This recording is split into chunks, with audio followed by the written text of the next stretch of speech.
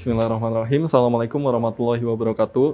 Waalaikumsalam warahmatullahi wabarakatuh. Selamat pagi dokter, selamat pagi teman-teman. Di sini saya izin untuk melaporkan laporan jaga pasien di Ponek, yaitu Nyonya F, 37 tahun, masuk rumah sakit tanggal 14 Desember 2022 pukul 10.30. Pasien dirujuk dari puskesmas dengan kondisi G2P1A0, 27 tahun, hamil 39 minggu 1 hari, janin tunggal hidup intrauteri, presentasi kepala, punggung kiri dengan KPD selama 10 jam 30 menit. Pasien datang dengan keluhan air ketuban merembes, warna jernih, bau khas sejak pukul 00.00, kenceng-kenceng teratur disertai keluar lendir darah sejak pukul 6.00. HPHT pasien 13 Maret 2022, HPL-nya 20 Desember 2022. Riwayat ANC-nya 10 kali di puskesmas, 4 kali imunisasi TT. Riwayat siklus menstruasinya mulai usia 12 tahun, teratur lamanya 7 hari. Perkawinannya usia pertama kawin 20 tahun, kawin sebanyak 1 kali. Saat ini kawin dengan suami pertama sudah 7 tahun, riwayat kehamilan aterm. Riwayat persalinan 2017, lahir laki-laki spontan 3.900 gram, hidup. Riwayat penyakit dahulu, tidak ada penyakit jantung, HT, DM, dan lain-lainnya. Dari objektifnya, vital sign-nya tekanan darah dalam batas normal 121/82, RR 20 kali per menit, HR 100 kali per menit, suhu 36,5, SpO2-nya 99%, berat badannya 73, tinggi badannya 168. Pemeriksaan fisik umum, keadaan umumnya baik, kompos mentis. Pemeriksaan fisik obstetrinya, tinggi fundus uterinya 33 cm. Leopold 1 teraba bulat, lunak, keras, dan tidak melenting, kesan bokong. Leopold 2 teraba tahanan memanjang dan keras seperti papan di bagian kiri ibu, kesan punggung. Leopold 2 pada teraba bagian kecil-kecil lunak di bagian kanan ibu, kesan ekstremitas. Leopold 3 teraba bagian keras, bulat, lunak, dan melenting di bagian bawah, kesan kepala. Leopold 4 konvergen atau pintu bagian terendah janin belum masuk pintu atas panggul. BCJ-nya 145 kali per menit, HIS-nya 2 kali dalam 10 detik, dalam 10 menit lamanya 20 detik. Sedang pada pemeriksaan VT, pembukaan 3 cm, kulit ketubannya negatif, kepala turun di HOT1. Asesmennya G2P1A0, 27 tahun, hamil 39 minggu 1 hari, janin tunggal hidup intrauteri, presentasi kepala, punggung kiri infartu kala 1 fase laten, 4 jam 30 menit dengan KPD 10 jam 30 menit. Pada plannya, infus RL 20 TPM, monitor TTV, KU, HIS, dan JJJ, kemudian evaluasi kemajuan persalinan setiap 4 jam, kemudian pemberian antibiotik eritromisin 4 kali 500 mg, kemudian pemeriksaan lab meliputi golongan darah, HB, HbSAg, dan juga HIV. Kemudian selanjutnya pada pukul 14.30, 4 jam kemudian, pasien dikirim dari Ponek ke VK, ibu merasa masih kenceng-kenceng teratur, keadaan umumnya baik, kesadarannya kompos mentis, tekanan darah dalam batas normal, RR-nya 20, HR 82, suhu 36,5, DCC-nya 134 kali per menit, HIS-nya 2 kali dalam 10 menit, lamanya 15 detik, lemah. Pada pemeriksaan VT, pembukaan 3 cm, kulit ketubannya negatif, kepala turun di HOT1, asesmennya G2P1A0, 27 tahun, hamil 39 minggu 1 hari, janin tunggal hidup intrauteri, presentasi kepala, punggung kiri, infartu kala 1 fase laten, 8 jam 30 menit dengan KPD 10 jam 30 menit. Planningnya monitor TTV, KU, HIS, DCC, kemudian evaluasi kemajuan persalinan, serta stimulasi drip oksitosin 5 unit 8 tetes per menit. Kemudian 4 jam kemudian, pada 18.30, ibu merasa kenceng-kenceng, teratur, dan sering. Keadaan umumnya sakit ringan, kesadaran kompos mentis, vital sign-nya tekanan darah 125/77, RR 20, HR 94, dan suhu 36,5, DCC-nya 136 kali per menit, HIS-nya 4 kali dalam 10 menit, lamanya 30 detik, konsistensinya kuat, kualitasnya kuat. Pada pemeriksaan VT, pembukaan sudah 7 cm, kulit ketubannya negatif, UUK-nya arah jam 10, kemudian kepala turun di HOT2. Asesmennya G2P1A0, 27 tahun, hamil 39 minggu 1 hari, janin tunggal hidup intrauteri, presentasi kepala, punggung kiri infartu kala 1 fase aktif, 12 jam 30 menit dengan KPD 10 jam 30 menit. Plannya monitor TTV, KU, HIS, DCC, kemudian evaluasi kemajuan persalinan. Kemudian 1 jam kemudian ibu ingin meneran pada 19.30. Objektifnya kesadaran kompos mentis, KU baik, tekanan darah 127/82, RR 20, HR 82, dan juga suhu 36,5, DCC-nya 134 kali per menit, HIS-nya 4 kali dalam 10 menit, lamanya 45 detik, kuat. Kemudian pada pemeriksaan VT, pembukaan 10 cm, kulit ketubahnya negatif, kepala turun di Hodge 3, asesmennya G2P1A0, 27 tahun, hamil 39 minggu 1 hari, janin tunggal hidrointrauteri, presentasi kepala, punggung kiri, infartu, kala 1 fase laten, 8 jam 30 menit dengan KPD 10 jam 30 menit, plannya pimpin persalinan. Sekian, terima kasih. Assalamualaikum warahmatullahi wabarakatuh. Terima kasih Aura atas presentasinya. Coba dilihat dari awal. Ya, ini kita lihat di assessment atau diagnosis ya. Jadi untuk diagnosis itu harus kita punya tool dari anamnesa yaitu subjektif, kemudian pemeriksaan fisik objektif, dan akhirnya diagnosis. Dan dari diagnosis kemudian muncul plan atau pengelolaan. Nah, coba kita lihat di assessment yang pertama ya. Di sini ada G2P1A0 27 tahun, hamil 39 minggu, presentasi kepala, punggung kiri, infartu kala 1 fase laten, persalinan telah berlangsung 4 jam 30 menit dengan KPD 10 jam 30 menit. Menurut saya ini ada yang kurang pas ya. Coba kita lihat dulu sebentar.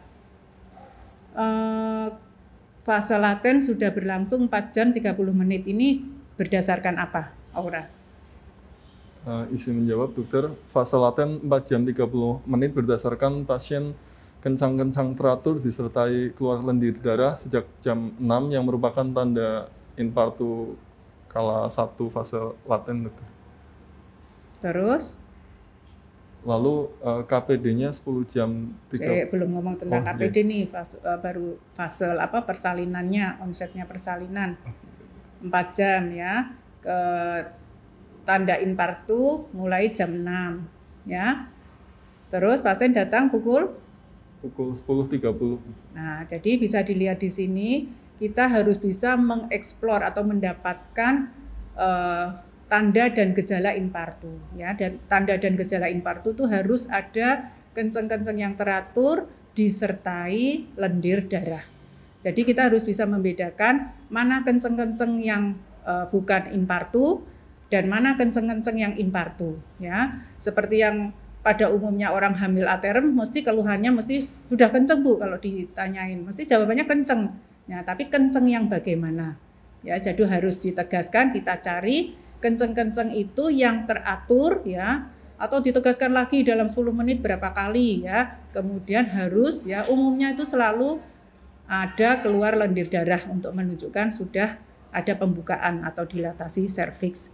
Kita perhatikan misalkan dari anamnesa itu kita dapatkan pukul 6, nah pasien itu datang pukul 10.30. Jadi onset persalinannya sudah berapa? 4 jam kan? 4 jam 30 menit. Oke ya. Sekarang tentang KPD 10 jam 30 menit.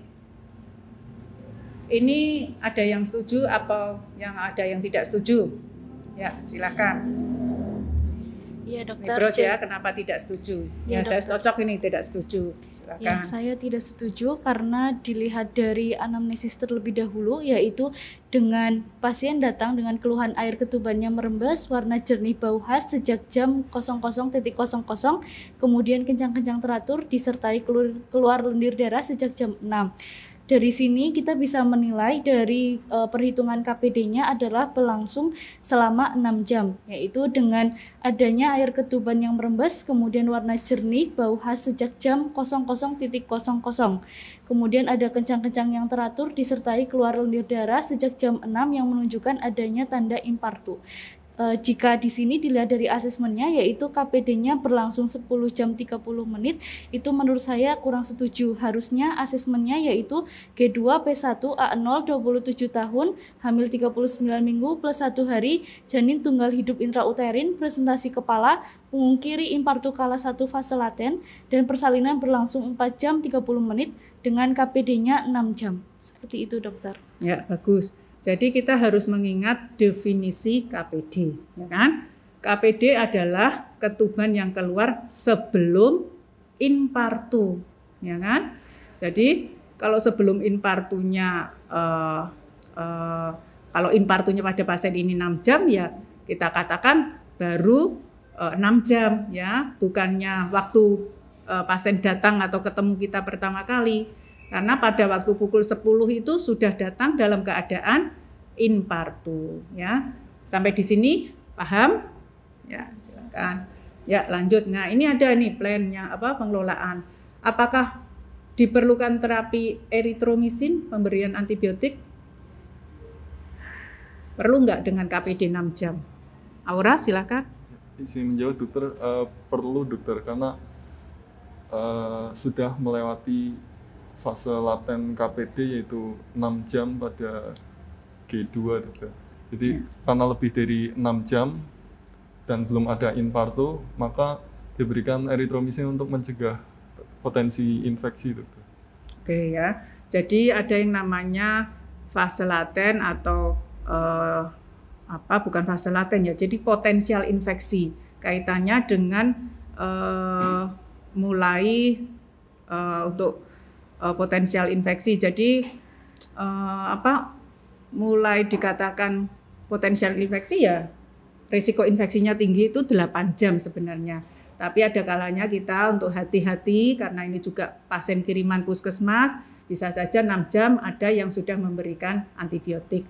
Umumnya sih 8 jam ya. Jadi dihubungkan dengan mulai berkembangnya kuman ya.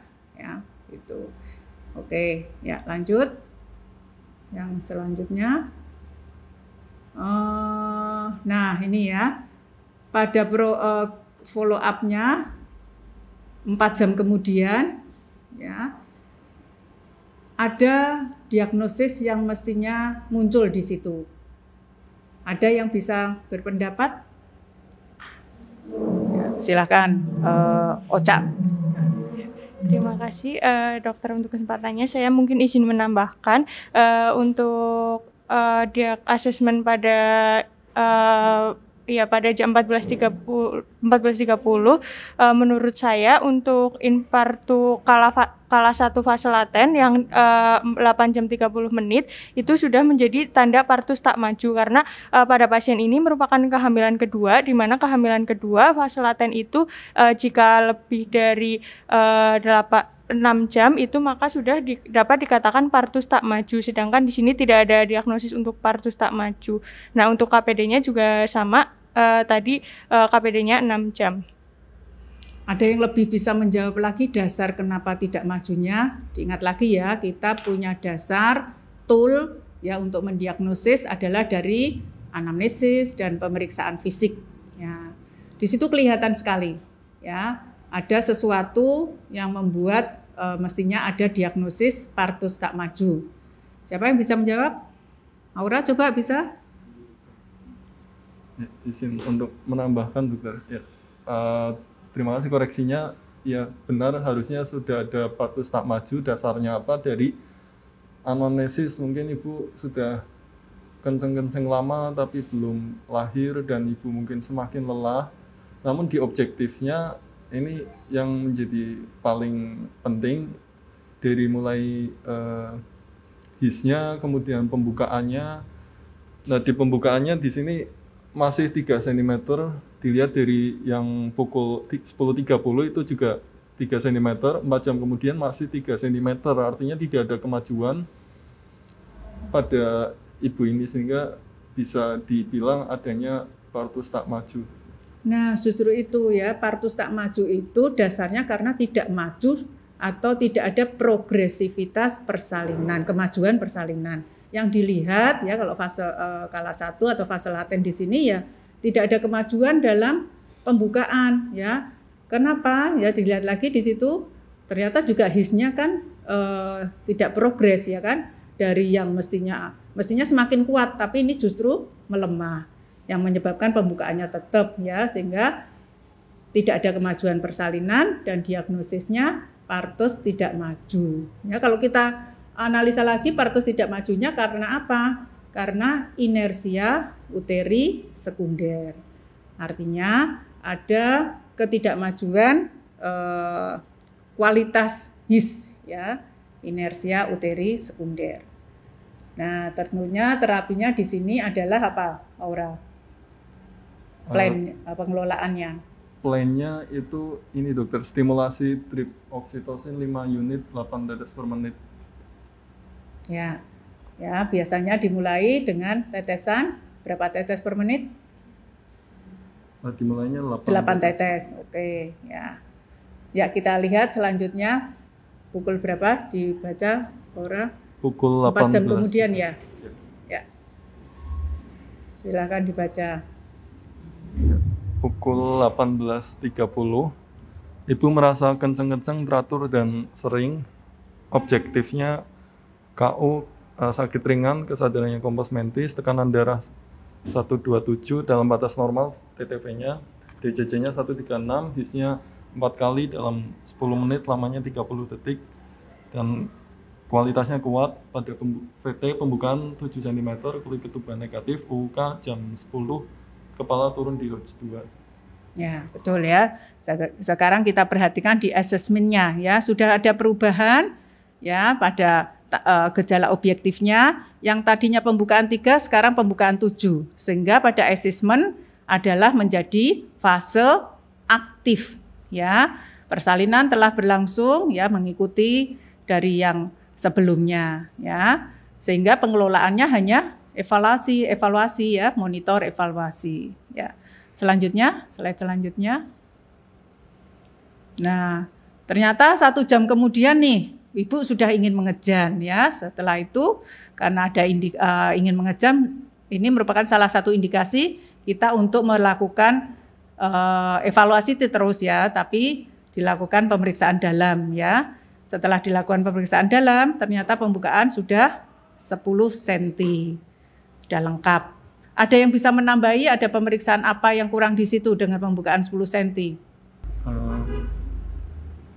Pembukaan 10 cm. Mestinya sudah ketemu apa lagi nih? Kepala turun Hodge 3, terus apa lagi? Porsionya sudah. Porsio sudah enggak teraba dong pembukaan 10. Apa? Nah, UUK ya. UUK sudah lebih ke, tadi sebelumnya UUK di mana coba? Jam 10. UUK di pukul 10. Sekarang pembukaan lengkap, kepala sudah lebih turun, UUK-nya kemana?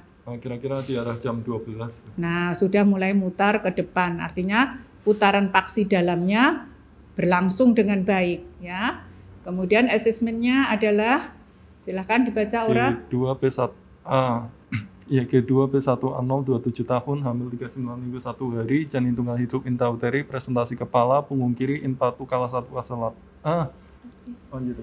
Nah, ada salah kan di situ? Nah, itu perhatikan ya. Objektifnya sudah pukul 10. Kenapa di situ fase laten? Mestinya apa? Mestinya sudah kala 2. Kala 2 ya. Nah, kala 2, sehingga terapinya adalah atau pengelolaannya adalah pimpin persalinan ya. Oke, ini adalah hal-hal prinsip ya yang mestinya diketahui ya untuk praktek di obstetri ya, khususnya nanti di VK untuk evaluasi ibu hamil ya. Saya kira cukup dulu, silahkan ditutup Aura. Terima kasih banyak dokter atas masukannya, terima kasih juga teman-teman. Saya akhiri, wassalamualaikum warahmatullahi wabarakatuh. Waalaikumsalam warahmatullahi wabarakatuh.